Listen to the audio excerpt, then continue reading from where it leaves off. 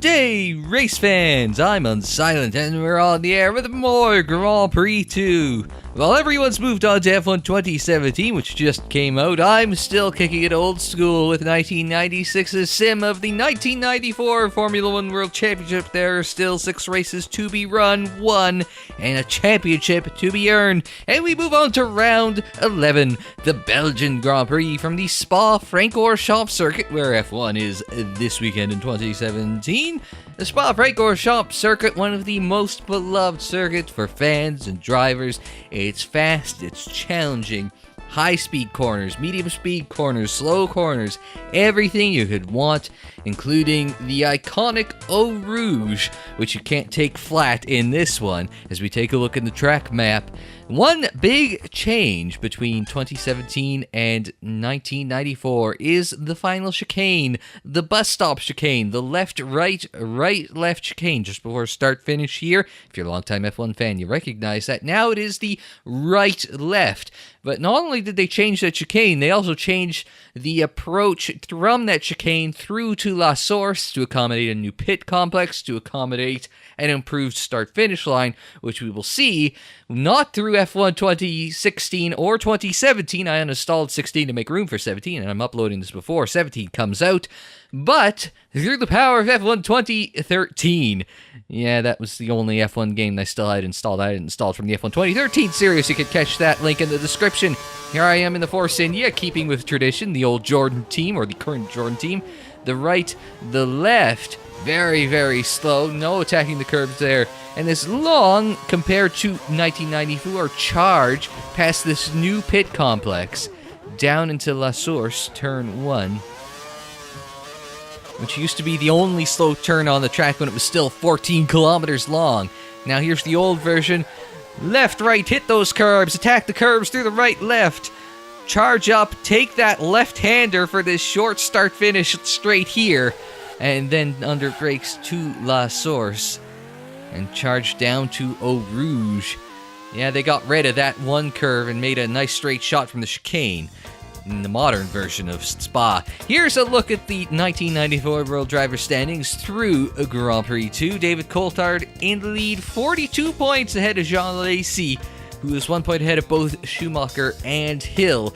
1 point separating 3 drivers, second through fourth, and I've only got 2 points as Eddie Irvine, 2 points ahead of Gerhard Berger in the battle for fifth. Other battles to watch out for, 7th through 9th, Katayama with 9 points ahead of Hakkinen and Barrichello, both on 6 points, and in the battle for the top 10, Panis just ahead of Morbidelli, just ahead of Verstappen and Bernard.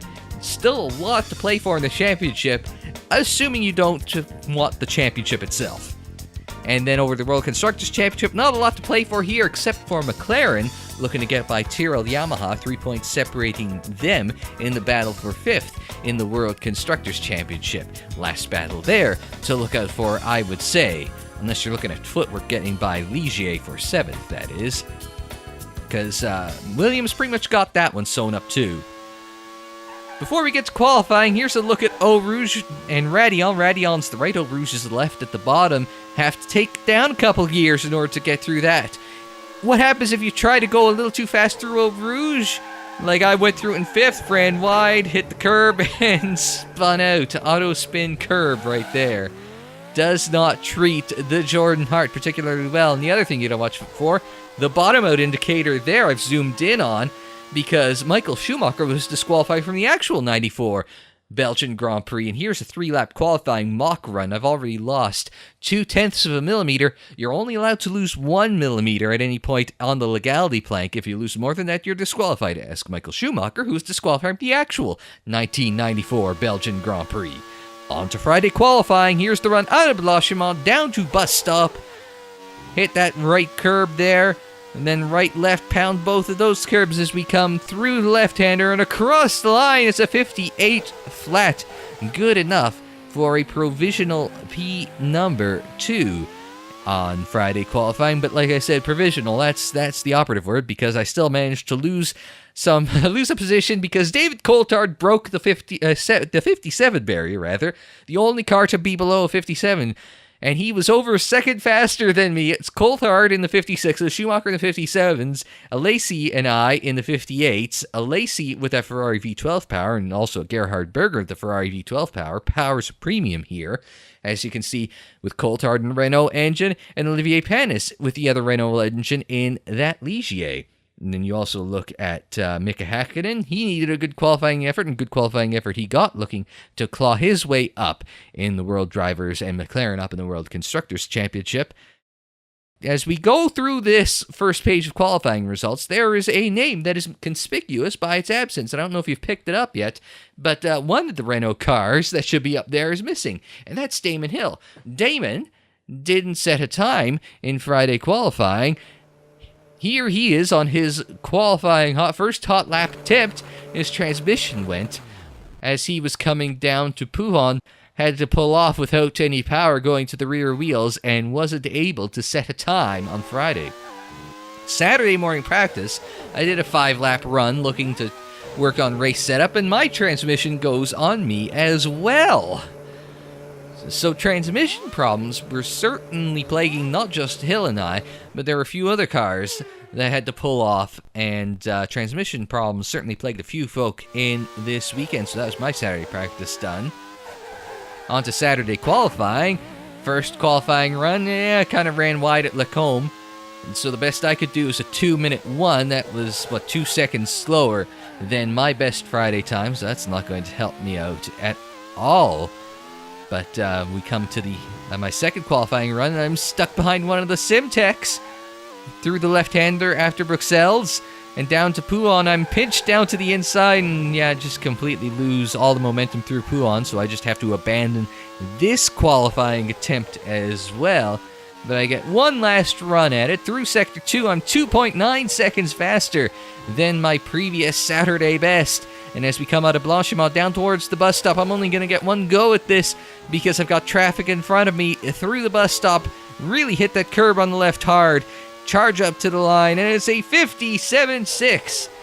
About 4/10 faster than I did on Friday. I was so surprised I completely missed my braking point in La Source. Don't have the wide runoffs they do now. Dipping into the 57. As you can see, it says position number 3. I can improve my time by 4/10, but I still can't improve my grid position as we take a look at the grid for the Belgian Grand Prix in Grand Prix 2, 11 laps, 1/4 race distance. David Coulthard on the pole, looking for his 6th straight Grand Prix victory, alongside Michael Schumacher, who also started second in the actual 94 Belgian Grand Prix. I is Eddie Irvine on the inside of row 2, and alongside John Lacey, Ferrari Power, the Ferrari V12, alongside on row 2. Mika Häkkinen held on to position number 5, looking good to capitalize, score some points. Is he going to pull closer to Tyrrell or get by them? We'll wait and see. Gerhard Berger alongside on row 3. Ukyo Katayama looking to score points for himself and Tyrrell on row 4. Alongside Damon Hill, his one attempt at qualifying, his one qualifying session, resulted only in 8th position. Rubens Barrichello sat on pole in the actual 94 Belgian Grand Prix thanks to wet qualifying sessions. He's in P9. Johnny Morbidelli, car 10 in P10. Pierluigi Martini in the first of the Minardi Fords. He is in row number 6 alongside Olivier Panis. Can he get a repeat of Hockenheim and get to the points? We'll wait and see. Not looking good from position number 12, though. Andre de Cesaris, the first of the Sauber Mercedes, well improved from his run at the Hockenheim Ring in P13. Johnny Herbert, only OP from position 12, or safe for peace in 14th. Jos Verstappen, 15th on the grid, alongside Eric Koma, who also scored points in Germany. He'll start from position 16. It'll be tough to repeat from that spot on the grid. On to row number 9, it's Michele Alboreto in the second Minardi Ford. And then Martin Brundle alongside. He is 13 spots behind his teammate in position 18, Heinz-Harald Frentzen. And Mark Blundell on row number 10. Blundell in 20th is 13 spots behind his teammate. By the way, Verstappen in 15th, I missed this trick. He is also 13 spots behind his teammate. It's a common number. And P21 is Eric Bernard, who is 9 spots behind his teammate. He isn't 13 spots behind his teammate, and 12 spots behind his teammate is Christian Fittipaldi. His teammates in P10, he's in P22. Alex Zanardi, Olivier Breton, row 12. Row 13, David Brabham, the Simtech Ford, and Jean-Paul Belmondo, shotgun on the field, starting in position 26. The warning horn goes. The engines come to life. It's race time in Grand Prix 2. 4 red lights. Revs come up. We bring the noise, and it is green, green, green for the Belgian Grand Prix. And another Ferrari start. I'm not going to say a flying start. A Ferrari start for Lacey from P4. But I give him the old slide job through La Source and retake third position as we charge down to Eau Rouge. Eau Rouge is the left. Raidillon is the right. Schumacher slows down. I have to break down to second through Raidillon as we charge onto the Kemmel Straight. I've got a Lacey in my slipstream. I'm in Schumacher's slipstream. Very trimmed out car. 197 we top out as we pull out and hit the brakes into Lecombe, sliding into second position. Here's a replay of the start once again. I did fall a bit back from DC, but that left me a nice gap to fall into as I tried to get by a Lacey for P3, once again from on board a Lacey. As you can see, watch for the Jordan just flying in front of him. He had to back out. And here's another look at the overtake on Schumacher. That was a lot of speed got by him. Wasn't so much an out-braking as it was a drafting passing move, but as we come through Bruxelles, the right-hand downhill hairpin there, you can just see DC streak off into the distance, and at the end of the first lap, he is 2.4 seconds ahead of me.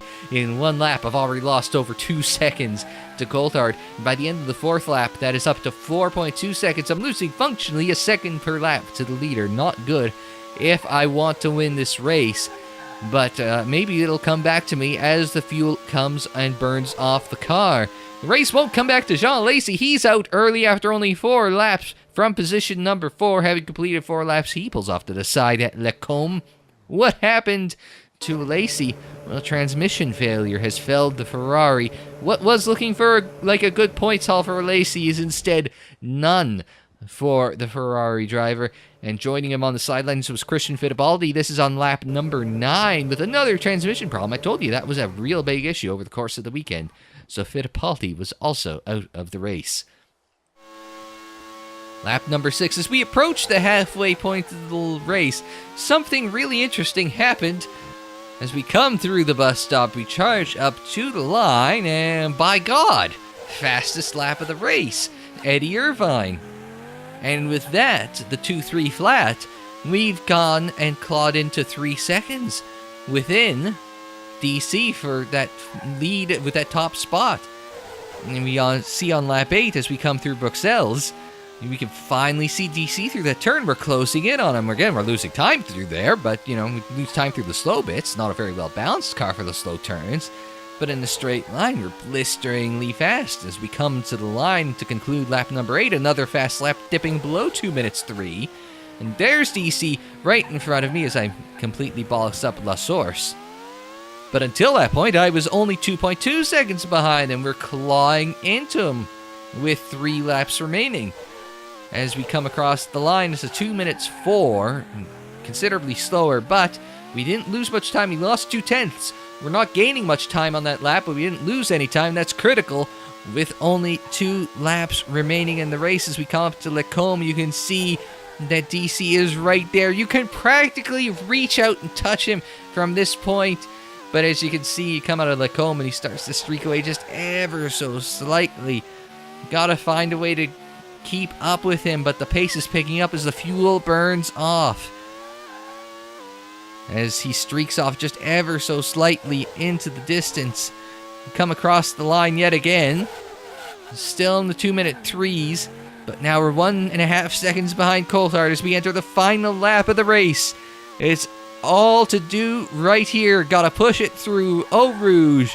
How fast can we carry through Raidillon? Didn't use up all the curb, but we're looking good in the slipstream of Coulthard as we charge down the Kemmel Straight.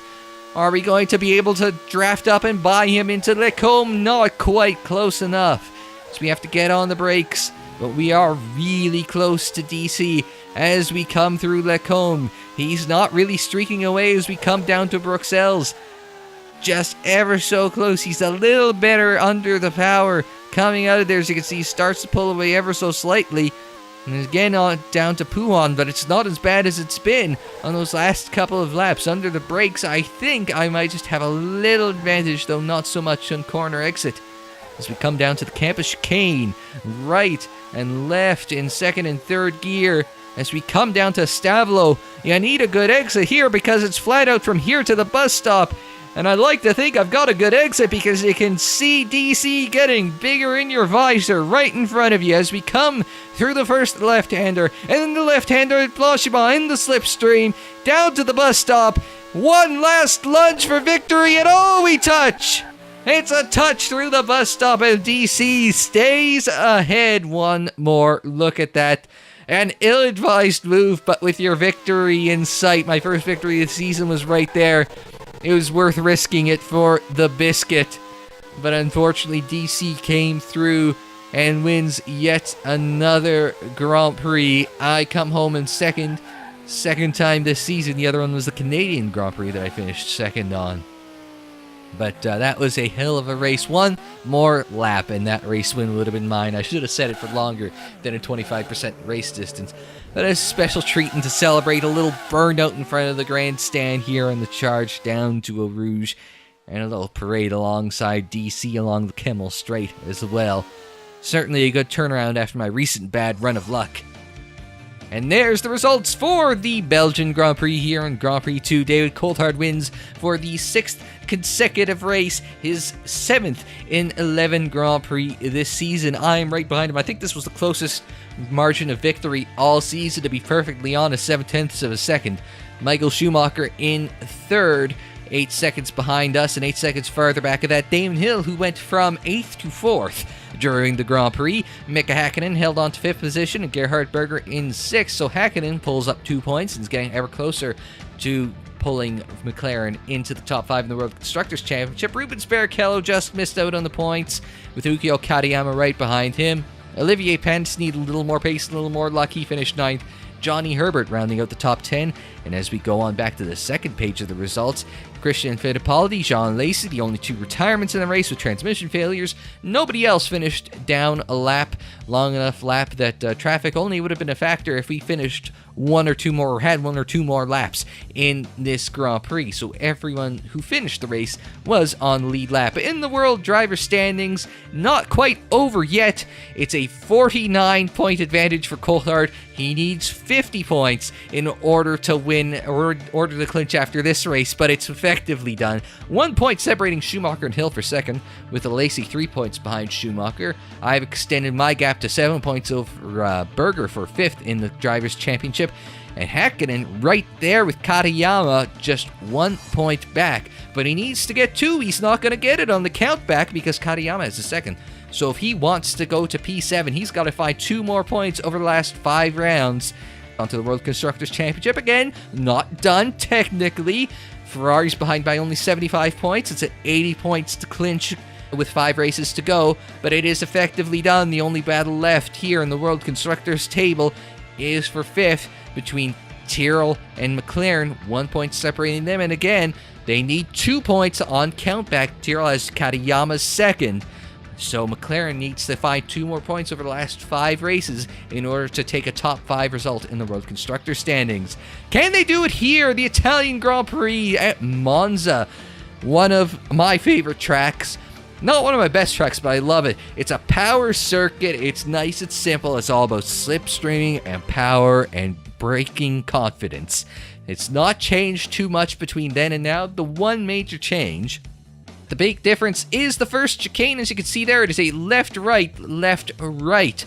Whereas now it is that big, ungainly, very slow right-left. This is a little harder for overtaking because you don't got to go quite as slow. But it's just a nice, it keeps the flow of the circuit much better. It's less stop-start. Especially, it matches up well with the Ascari chicane on the opposite side of the track. But other than that one chicane, not a lot has changed between then and now, but we will still take a look at that. Next time, we'll take a look at it in F1 2017. because we aren't coming back for 3 weeks with the next episode of Grand Prix 2. So until then, I'm Unsilent. Thanks very much for joining me. Like the video if you liked it. Subscribe if you're new. Share on social media. Follow on social media. The social media handle is Unsilent on Air. Don't forget to check out more Grand Prix 2 in the playlist that's on the screen, in the description down below, and more videos anytime on the channel page. And until the next time, I'm Unsilent. Thanks very much for joining me. Like, share, subscribe, and we will see you next time.